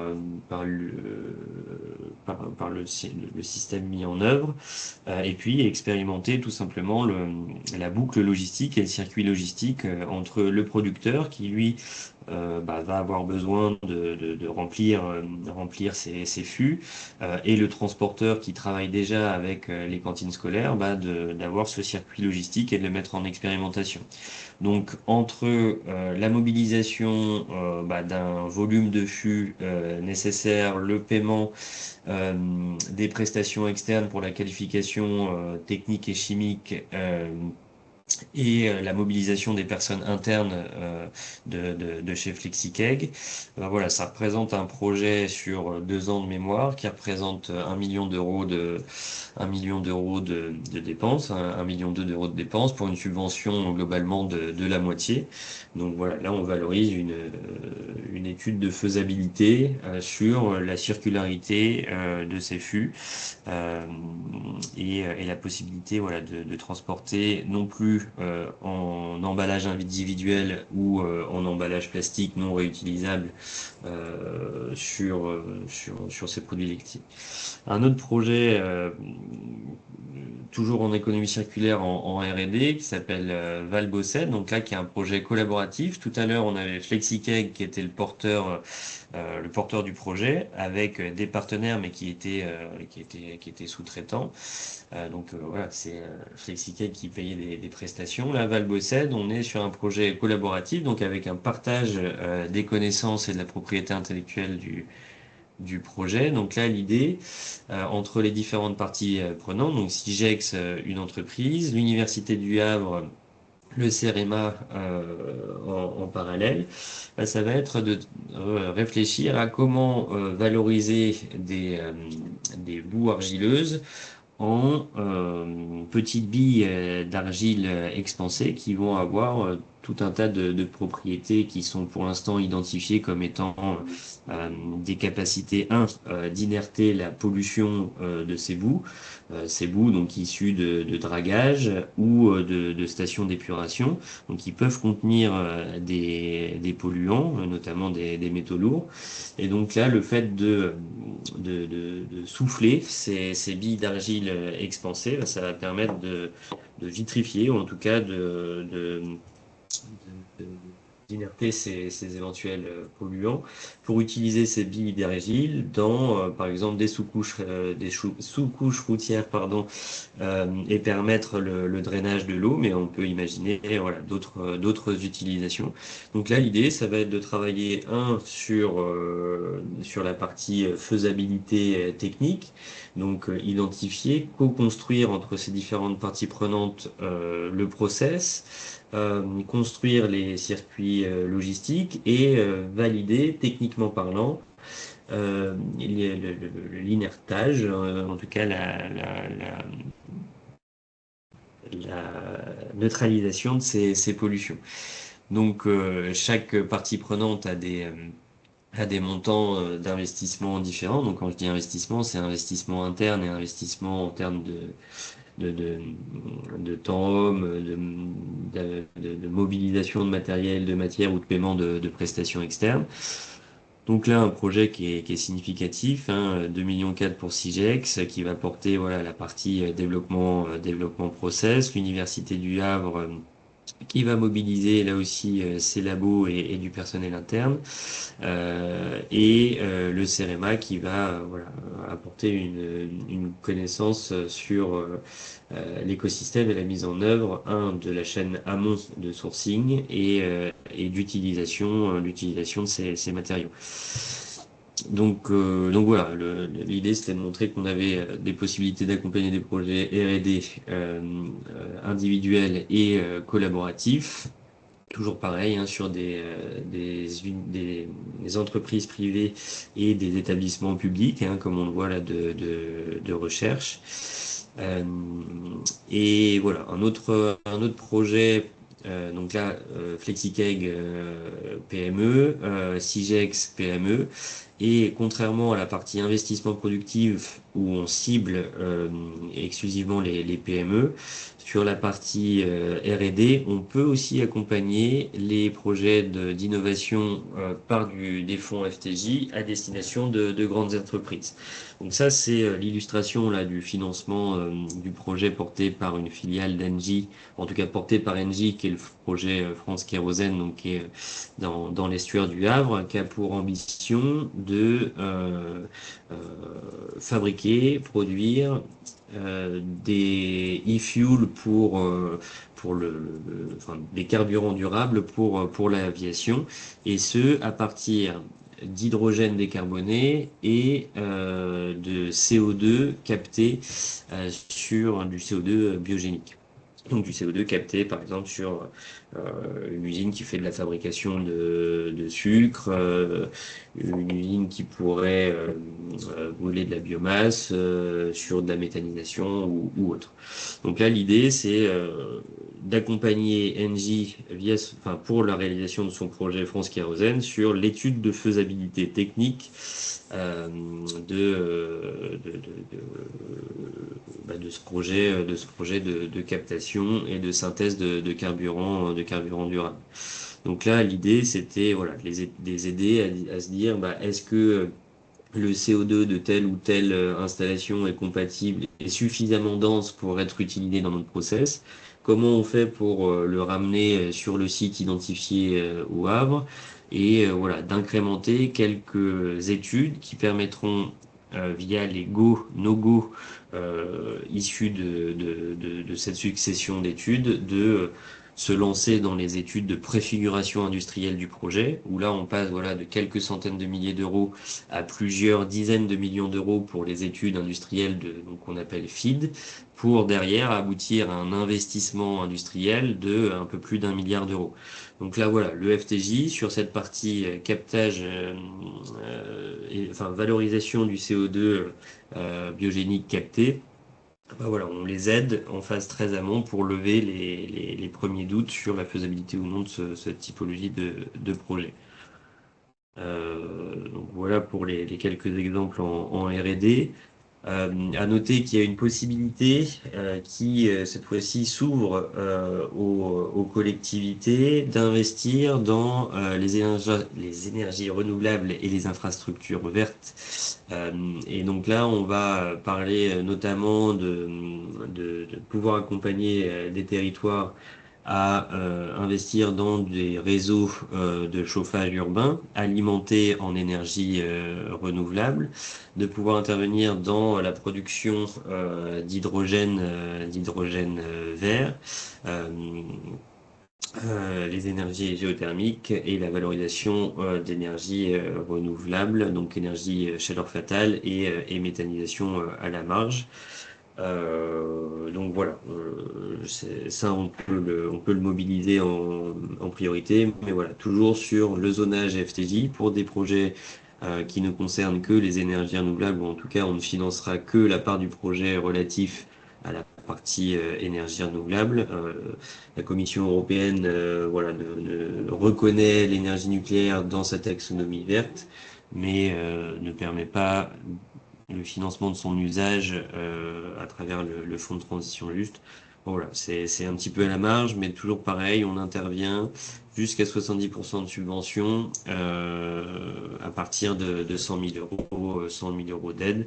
Donc là, toujours pareil, un TPE, PME, avec une ouverture cette fois-ci sur les associations, les collectivités, les SEM et les sociétés de projet. Donc voilà, en synthèse, les principaux critères de sélection des projets. Donc, comme je vous disais, le but, c'est de maintenir et de créer des emplois. Donc, il y aura effectivement tout un impact social à valoriser. Le but de ce fonds de transition juste, c'est d'accompagner la décarbonation et d'accompagner la réindustrialisation de ces territoires ciblés sur des activités les moins impactantes d'un point de vue environnemental possible. Donc l'impact social, l'impact environnemental, le caractère innovant sur lequel on va bien sûr s'attarder sur les projets d'innovation, mais aussi sur les projets d'investissement. L'idée, c'est de pouvoir accompagner les entreprises à investir plus, voire mieux, via l'accès aux meilleures techniques et technos disponibles. Donc voilà, on s'attardera à justifier et à argumenter sur la pertinence et l'actualité de l'investissement sur un éventuel soutien. La capacité financière et opérationnelle, hein, on reste sur la manipulation et la mobilisation d'argent public. Donc l'idée, c'est d'avoir les moyens de ses ambitions et que le FTJ vienne appuyer, mais pas se substituer à l'entreprise pour porter son projet. Donc là, voilà, c'est une étude de faisabilité financière et de valider et de mettre en avant que les ressources internes et les partenaires du projet sont en capacité de mener le projet à bien et de démontrer un impact économique voilà, de création de richesse sur le territoire, développement d'activités, se différencier de la concurrence, donc certes locale, mais de permettre à l'Union européenne de gagner en souveraineté et de s'émanciper, voilà, d'imports, ça veut pas dire que c'est interdit et que c'est pas bien, mais de s'émanciper de dépendance, euh, voilà, états-unienne ou asiatique par exemple, et de démontrer donc une incitativité de l'aide. L'incitativité de l'aide, c'est effectivement euh, démontrer que le projet aurait été fait dans une moindre mesure ou pas fait du tout s'il n'y avait pas eu d'aide FTJ. Et ça, voilà, c'est les grands critères. Si on reprend les modalités, donc voilà, un taux d'aide qui peut aller jusqu'à 70%, avec, voilà, il faut garder en tête 30 à 40% sur les investissements productifs, et on va dire 30 à 50% sur les dépenses d'innovation. Tous les financements FTJ sont attribués en subvention et ils sont attribués sur justificatif de dépenses. Donc là aussi, on pourra en reparler sur l'ingénierie financière, ou en tout cas le phasage du projet et la gestion de la trésorerie sur le projet. Donc on valide, et ça Magali en parlera tout à l'heure sur les process de façon plus précise, on valide le projet, on valide une opportunité de soutien, et le décaissement peut être échéancié en fonction de l'avancée et des dépenses pendant la durée du projet. La cible principale du FTJ, c'est de soutenir les PME dans la création d'emplois et dans la création de richesses. Donc, on a vu qu'on pouvait à la marge accompagner les collectivités et les associations sur les projets d'infrastructures vertes ou les grandes entreprises sur les projets d'innovation, mais la cible prioritaire, c'est bel et bien les PME. Le montant d'aide minimum, donc il est passé de 200 000 à 100 000 euros pour être plus en phase avec l'ampleur des projets portés par les PME. Et quand on applique les pourcentages, voilà, de 30 à 40% sur un investissement productif, effectivement, c'est plus facile, en tout cas, c'est plus courant dans les PME de l'Axe Seine et de la vallée de la Brelle d'avoir un investissement à 400 000 euros plutôt que du double pour atteindre le seuil minimum de l'aide. Donc ça a été revu. Le but étant de pouvoir faire en sorte que les fonds européens puissent être utilisés de façon la plus rapide et la plus précise possible à destination des PME. Et donc le rappel des dépenses éligibles, investissement productif, investissement à caractère environnemental, les études environnementales quand elles sont associées à un investissement productif, et les projets de recherche, de développement et d'innovation. Voilà, j'espère que j'ai pas été trop brouillon, trop fouillis. Si oui, il y a des questions, je vous encourage à me les poser. Et sinon, je passe la main à Magali pour la partie processus d'accompagnement. Bonjour à toutes et à tous. Donc, je suis Magali Kertreux, la responsable du pôle FTJ à la région Normandie au sein de la direction économie, enseignement supérieur, tourisme, recherche, innovation. Et le pôle travaille en étroite collaboration avec Pierre Ladé-Normandie, qui a pour but, vous l'avez compris, d'identifier les projets. Et une fois que l'on a rencontré ensemble les porteurs de projets, une fois que Pierre a bien identifié que le projet pouvait être soutenu par du FTJ avec tous ces critères d'éligibilité, de sélection, eh bien, on fait une réunion tous ensemble pour pouvoir aborder les aspects administratifs du dossier.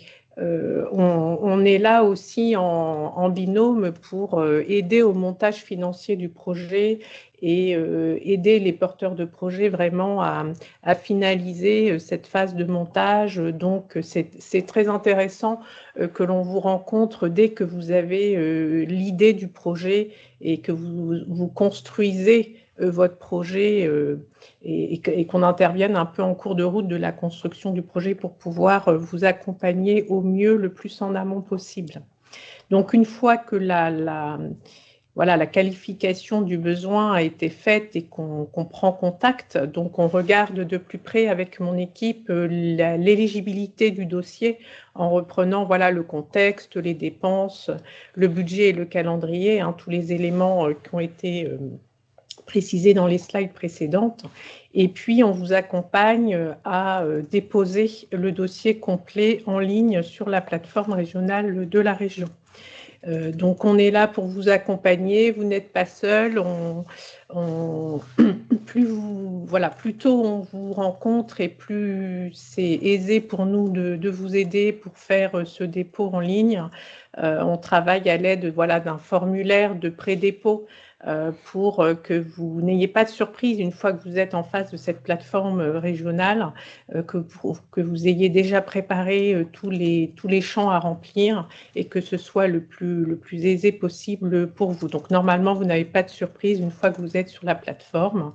On vous aura précédemment aussi indiqué toutes les pièces qu'il faudra déposer. Donc voilà, il y a tout un petit temps entre la qualification du besoin et le dépôt en ligne où on vous aide à préparer avec tous les éléments qui vont vous être demandés, toutes les pièces qui vont vous être demandées et le budget le plus finalisé possible, évidemment. Ensuite, une fois que vous avez déposé, donc il se peut qu'il y ait quelques allers-retours pour la complétude du dossier, mais une fois que votre dossier est recevable, donc les chargés de projet de l'équipe commencent véritablement l'instruction du dossier, donc qui doit permettre de répondre aux premières étapes de la piste d'audit des fonds européens avec la rédaction d'un rapport d'instruction qui reprend toutes les questions d'éligibilité, de sélection, de réglementation des fonds européens le plus complet possible pour pouvoir ensuite présenter le dossier en commission permanente auprès de nos élus. Donc là, c'est une phase qui peut durer entre 1 et 2 mois. Donc, c'est quand même important de le préciser. Ça peut prendre du temps. Il peut y avoir quelques échanges complémentaires. Mais on a 2 mois un peu incompressibles entre le moment où vous déposez sur la plateforme et le moment où le dossier est instruit et va être proposé. Tout d'abord au comité régional de programmation des fonds européens pour un avis et quelques jours après en commission permanente, donc c'est-à-dire que le dossier va être soumis à la décision des élus. Donc là, on est vraiment sur l'instance juridique officielle qui permet de valider l'octroi de la subvention. Donc après la commission permanente, environ une semaine après, on est en capacité d'éditer la convention et de vous l'envoyer pour signature. Donc c'est vraiment le document juridique officiel qui attribue l'aide FTJ. Ensuite, donc, la vie du projet, du dossier se déroule selon les étapes que vous avez prévues. Et nous ne vous perdons pas de vue pour autant, donc on est là en accompagnement et en appui tout au long de la vie de votre projet avec les chargés de gestion de l'équipe qui vont vous aider à préparer vos remontées de dépenses. Puisque vous recevez l'aide FTJ sur remontée des dépenses, il faut d'abord nous présenter l'entièreté de vos dépenses éligibles pour pouvoir obtenir des acomptes qui correspondent à 30-40%, ça dépend du taux d'aide qui a été octroyé, sur l'appui évidemment des réglementations aide d'État. Donc, vous pourrez recevoir des acomptes régulièrement. Donc là, on est vraiment sur un accord avec vous, une discussion de votre besoin en trésorerie et selon la durée de votre projet, on peut s'adapter sur le nombre d'acomptes dont vous avez besoin. Et donc, vous pouvez avoir plusieurs acomptes tout au long du projet jusqu'au solde. J'ajouterai juste avant le paiement du solde que l'on aime bien procéder à une visite sur place. Donc, il y a un plan de visite sur place avec un échantillonnage des dossiers, une visite sur place obligatoire selon le plan de visite sur place déterminé par la direction Europe et internationale. Nous, on essaye dans la mesure du possible d'aller voir tous les projets une fois que et que le projet a eu lieu, que les équipements ont été reçus, que le projet d'innovation a abouti à, par exemple, un démonstrateur ou un produit final. Donc, on aime bien voir l'utilisation que vous avez faite du FTJ, mais c'est aussi quelque chose d'obligatoire sur échantillonnage. Donc, c'est important de voir concrètement les projets, mais on vous expliquera tout du long du projet toutes les obligations auxquelles vous êtes tenus, notamment en termes de publicité des fonds européens. Et la visite sur place permet aussi de vérifier cela. En tout cas, du dépôt, de l'accompagnement, dès que on pense que le dossier peut recevoir du FTJ jusqu'au paiement du solde, on vous accompagne, on fait en sorte de sécuriser le dossier pour préparer d'éventuels futurs audits, et on reste vraiment très près des exigences, évidemment, des fonds européens, en respectant la piste d'audit des fonds européens. On travaille en très étroite collaboration avec la Direction européenne internationale pour faire en sorte que votre dossier soit le plus réussi au niveau de la gestion des fonds publics et le plus abouti possible.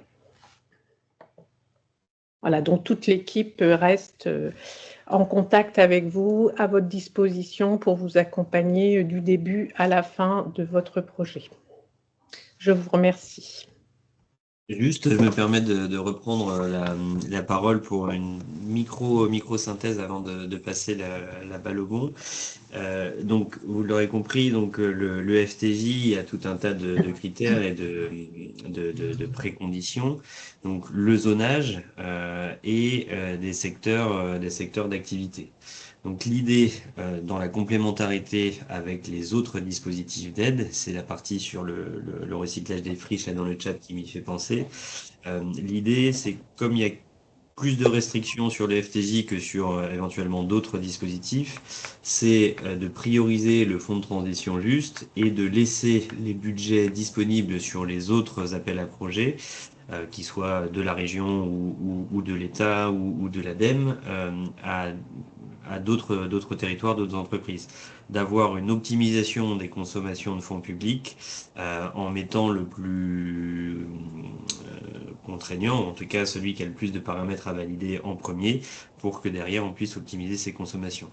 Donc un zonage précis qui est différenciant pour la Normandie, qui nous permet de prioriser des actions et des financements sur les FTJ.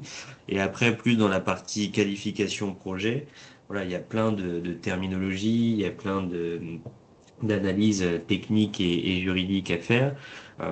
Moi, le mot que je veux faire passer, c'est que toute cette complexité technique, administrative et juridique, c'est effectivement nous, du côté région Normandie au sens large, hein, je m'inclus dedans à l'ADN, c'est nous qui pouvons accompagner le porteur de projet à digérer tout ça, à l'écouter, à traduire ce projet en fonction des différentes grilles dont on a connaissance, et de l'orienter au mieux vers le dispositif de financement qui lui est le plus pertinent et le plus accessible. Donc si c'est le FTJ, tant mieux. Et ça ne veut pas dire que si le FTJ n'est pas mobilisable, malgré les reformulations et l'accompagnement à cocher les cases ou non des critères d'éligibilité, ça ne veut pas dire que l'entreprise sera renvoyée. On essaiera autant que possible d'identifier au sein de nos dispositifs ADN région et ceux de nos partenaires ADEME, BPI et État, de trouver une solution à la problématique de l'entreprise s'il y en a une. Donc l'idée derrière tout ça, c'est de ne pas s'auto-censurer en disant « Oh bah non, j'ai pas l'impression que ça colle ». Donc voilà, s'il y a un doute, autant qu'on en discute ensemble. Et si c'est pas le FTJ, ce sera potentiellement autre chose. Donc pas se freiner sur une prise de contact parce que vous avez un doute. Ce serait dommage de passer à côté. Et l'idée, c'est qu'on soit aidant autant dans la partie qualification que dans la partie montage de dossier, comme le précisait Magali.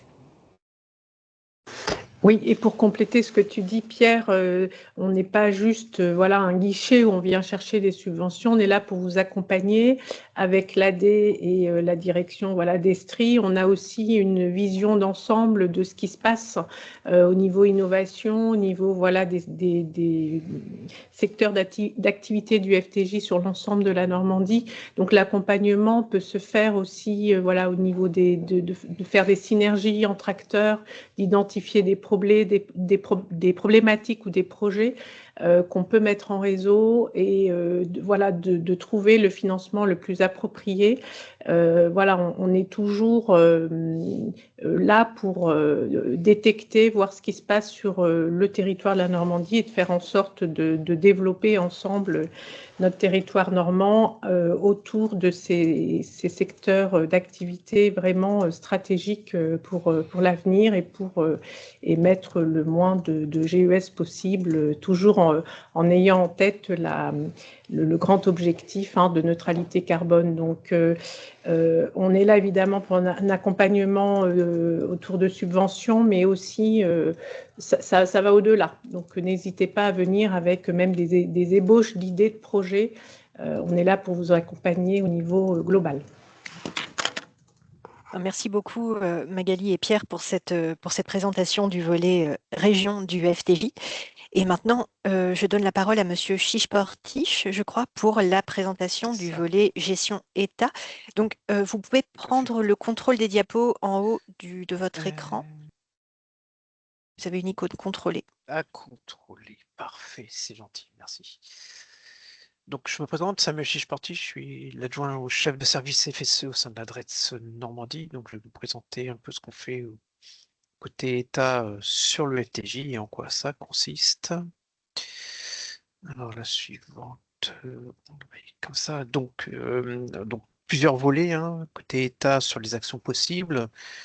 Ça a été rappelé par la région, mais je vais vous en faire un focus. Donc, sur des actions de formation et de montée en compétences des salariés, bien sûr, en lien avec la décarbonation. Donc, ça peut être au profit des salariés des entreprises ciblées par le FTJ normand. C'est-à-dire que tous les secteurs d'activité sont éligibles dès lors que le lien avec les sous-traitants ou les fournisseurs est établi. 3 codes NAF sur les actions possibles. Donc, ce sont dans le cadre des secteurs du raffinage, l'industrie chimie et le verre. Ça peut être aussi au profit des salariés des entreprises sous-traitantes, et ceci, quel que soit le secteur d'activité dès lors qu'il y a un lien avec l'entreprise. Et il n'y a pas de taille limite, peu importe la taille de l'entreprise, elles sont bien évidemment éligibles. Il n'y a pas de taille précise sur le nombre de salariés. Ensuite, qu'est-ce qu'on peut aussi mettre en place? Donc, ça peut être aussi l'accompagnement des salariés dans la reconversion professionnelle. Ça veut dire dans le cadre des formations de salariés, que ce soit dans le domaine du raffinage, entre autres. Ça peut être aussi dans les secteurs en transformation. C'est l'industrie chimique et le verre. Ça peut être aussi, concernant ce que je disais juste avant, c'est la formation des entreprises sous-traitantes, et ceci dès lors que l'activité est bien sûr fait avec l'entreprise, mais quel que soit son secteur d'activité de l'entreprise sous-traitante. La seule chose qu'il faut respecter, c'est qu'elle respecte le DNSH.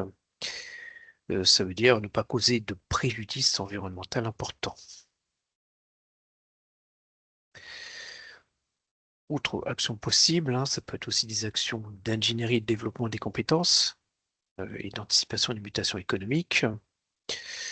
Donc ça peut être, on a aussi dans le cadre d'un AAP qui sera ouvert au premier semestre 2025, des actions d'appui aux dispositifs territoriaux de GPEC. On a aussi des actions de renforcement de l'attractivité des secteurs de diversification et de promotion de la mixité de ces métiers. On a aussi la possibilité d'identification des compétences prioritaires dans les secteurs de diversification.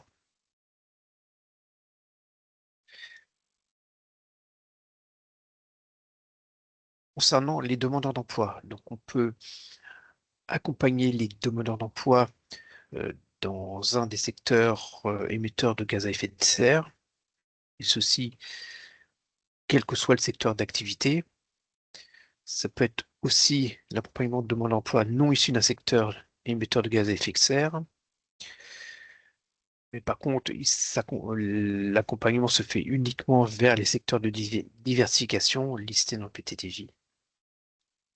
Autre action possible, c'est le renforcement de l'offre d'accompagnement et d'aide à la recherche d'emploi, à l'intention des demandeurs d'emploi, bien évidemment.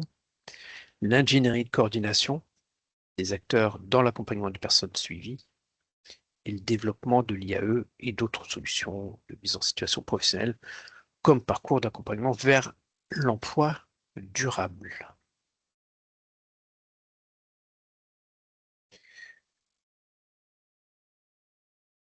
Concernant l'alternance, donc quelque chose qui a été ajouté et modifié au niveau du PTTJ. Donc, les actions éligibles, c'est le soutien de l'apprentissage et de l'alternance vers les secteurs de la diversification. Donc ça, c'est quelque chose de nouveau qu'on peut mettre en place. Le suivant, donc, c'est un appel à projet qui est ouvert, qui s'appelle Norme AGD 1270, qui est ouvert sur ma démarche FSE+. Toute demande de subvention se fait sur un système d'information qui s'appelle ma démarche FSE+. Grosso modo, vous créez un compte, vous sélectionnez l'appel à projet qui est ouvert, entre autres celui-ci, et ensuite, une demande de subvention est faite en lien directement avec l'appel à projet ouvert. Donc cet appel à projet, plusieurs actions possibles ouvertes. Donc c'est le renforcement et l'accompagnement dédié aux institutions du SPE, des actions de mise en relation des demandeurs d'emploi avec l'offre d'emploi dans les secteurs de diversification. Ça peut être aussi de l'appui aux structures, comme je dis juste avant, sur de l'ingénierie de coordination. Ça peut être de l'accompagnement au développement des compétences et aux reconversions d'actifs occupés, des secteurs en transformation, toujours sur les mêmes secteurs d'activité, c'est-à-dire raffinage, industrie et le verre, industrie chimique et verre. L'accompagnement aux reconversions vers tous les secteurs DNSH, d'actifs occupés. Ça peut être aussi de l'appui aux démarches individuelles et collectives des transitions professionnelles. Je pense que les planches, de toute façon, vont être diffusées, donc vous avez un peu plus de détails d'indiquer. Puis, comme l'a aussi dit la région, vous pouvez bien évidemment vous mettre en relation. On est complètement disponible à vous accompagner dans le cadre d'une demande, voir l'éligibilité des actions que vous souhaitez mettre en place et vous dire ce qui peut être fait et ce qui peut être aussi corrigé dans le cadre d'une demande qui serait faite sur ma démarche FSE. Notre appel à projet, donc là, ouvert le 19 novembre 2024 pour une période de réalisation possible des actions pouvant aller du 1er septembre 2024, donc effectivement il y a un petit peu de rétroactivité possible, au 31 décembre 2027. Les actions ne peuvent durer qu'au minimum 12 mois et au plus, bien évidemment, 40 mois. Le montant FSE minimum indiqué est de 35 000 € pour un taux d'intervention pouvant aller de 10 à 70%, avec un coût minimum total de 50 000 €. Et la date limite d'ouverture de l'appel à projet et de dépôt des offres, bien évidemment, de candidature, est le 22 février 2025.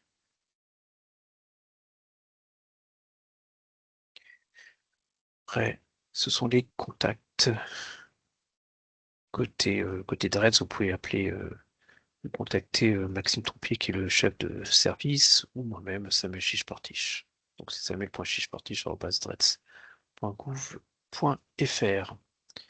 J'espère avoir été clair. S'il y a des questions, n'hésitez pas. Justement, merci beaucoup pour votre présentation.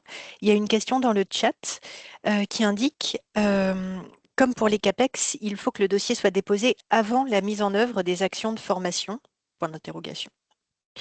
Alors, avant les actions, non, pas du tout. Alors, pas du tout. Alors, il faut que déjà, il faut impérativement que la demande soit déposée avant que les actions de formation démarrent. Est-ce que je suis clair? Par rapport aux aides d'État, on est sur le régime d'aide d'État, formation. Donc, il faut bien évidemment que la demande de subvention soit déposée et qu'ensuite, la formation peut être mise en place. Il faut que dans tous les cas, c'est l'effet incitatif, il faut qu'impérativement que la demande soit déposée sur ma démarche FSE. Pas avant. Effectivement, pour des actions rétroactives aujourd'hui, c'est plus trop possible parce que derrière, sur les actions de formation, il faut que déjà, comme je l'ai dit, que la demande soit déposée avant que les actions de formation démarrent. Des actions de formation, dans le cadre de la reconversion des salariés, par exemple. D'accord, merci Et beaucoup. pas Je sur les pense que actions, là, mais pas sur les actions d'accompagnement, hein. On est bien d'accord, hein, sur les demandeurs d'emploi. Il n'est pas là-dessus, hein. Est-ce que je suis clair? alors là, c'est aux participants de se prononcer. Oui, visiblement, la Oui, réponse est oui. d'accord, d'accord. Je parlais bien pour les actions de formation et uniquement pour les actions de formation. Si vous avez encore une question brûlante, c'est le moment, puisque le N'hésitez pas. webinaire va se clôturer. On nous fait un mail et puis on vous répond, hein. On peut aussi rappeler après les personnes sans difficulté. Et effectivement, c'est vrai qu'on avait fixé une fin du webinaire pour 11h30. Donc en effet, sur cette, sur cette diapo, vous avez les contacts pour le Fonds pour une transition juste. Sur la suivante, on vous rappelle également les contacts pour les dispositifs FEDER de la région Normandie sur la décarbonation, qui étaient donc dans une des diapos introductives. Mais là aussi, si vous êtes intéressé, n'hésitez pas à contacter les collègues en charge de ces dispositifs. Et puis, si vous avez des questions sur les programmes sectoriels européens, donc les programmes qui sont gérés directement par la Commission européenne, comme l'Innovation Fund, mais également Horizon Europe ou Erasmus+, ou LIFE, n'hésitez pas à nous contacter à l'antenne de Bruxelles, donc moi-même ou ma collègue Manon Quérault, qui était également présente lors de ce webinaire. Et donc voilà, merci beaucoup pour votre attention. Et encore une fois, vous recevrez très bientôt un lien de téléchargement de la présentation et un lien vers le replay, ainsi qu'un lien vers un questionnaire de satisfaction. Mais vous recevrez tout ça demain au plus tard, si tout va bien. Merci Il est beaucoup. 11h30. Merci à vous, merci à tous les intervenants et merci à tous les participants et bonne journée. De même. Au revoir. Merci beaucoup, bonne journée. Bonne Merci, journée, au au revoir. revoir. Merci, au revoir.